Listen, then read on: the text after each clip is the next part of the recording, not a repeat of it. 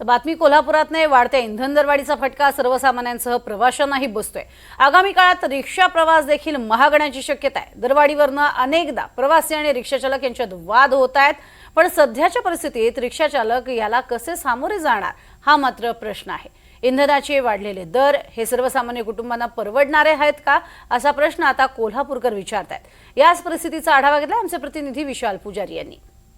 Petrol आणि डिझेलचे दर जे आहेत ते वाढलेले आहेत, सीएनजीचे दर सुद्धा वाढलेले आहेत आणि याचा फटका जो आहे तो सर्वसामान्यांना बसताना पाहायला मिळते। म्हणजे सध्या कोल्हापुरातल्या रिक्षा स्टॉपवर ही सगळी दृश्य जे आहेत ते आपण पाहतोय। रिक्षा चालक जे आहेत ते दिवसेंदिवस रोज या ठिकाणी व्यवसाय जो आहे तो करत असतात आणि प्रत्येक दिवशी यांना अनेक संकटांना सामोरं जावं लागत असतं आणि सध्या वाढलेली इंधन दरवाढ जी आहे ती पाहायला मिळते आणि याच्यामध्ये काही ग्राहक असतील, काही रिक्षा चालक असतील, यांचे अनेकदा दरांबाबत अनेकदा जे वाद जे आहेत ते होत असताना पाहायला मिळतात। मात्र सध्या जर परिस्थिती पाहिजे तर जे वाढलेले दर आहेत ते वाढलेली महागाई आहे याचा फटका जो आहे तो कुठेतरी सर्वसामान्यांना बसत असताना पाहायला मिळतोय। सगळी दृश्य जे आहेत ते आपण पाहतोय, काही रिक्षा चालक देखील आहेत। काय आज पेट्रोल डिझेलचे दर काय नेमके? आता गॅस जवळजवळ 40-43 रुपयाचा होता, आज आता तो 100 रुपयाच्या आसपास आहे गॅस। मग आता भराय गेले की कमीत कमी रोजचा ना म्हटला तर 400-500 रुपयाचा गॅसच लागतो रिक्षाला आपल्या। 400-500 रुपयाचा गॅस लागला तर वरचे म्हणजे 600-700 रुपयाच्या आसपास तर धंदा होतो। राहिले वरचे 200-300 रुपये राहतात।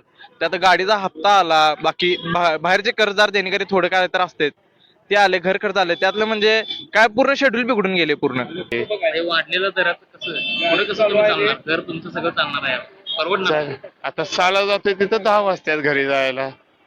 पोटा पाण्याचं बघा पाहिजे, पैसे काय 10 रुपये देतच नाही। रिक्षा चालकांचं कशा पद्धतीने, कारण इंधन दर वाढलेले आहे, प्रवाशांचे हाल आहेत। प्रवाशांचा हाल आहे भरपूर आहे, पण कसं झालं इंधन दर वाढलाय, पण शासन आपल्याला दर वाढवून देत नाही आहे। पण आता रिक्षात पण कोण बसायला तयार नाही आहे, का तर प्रत्येकांच्याकडे 2 व्हीलर आणि 4 व्हीलर आहेत।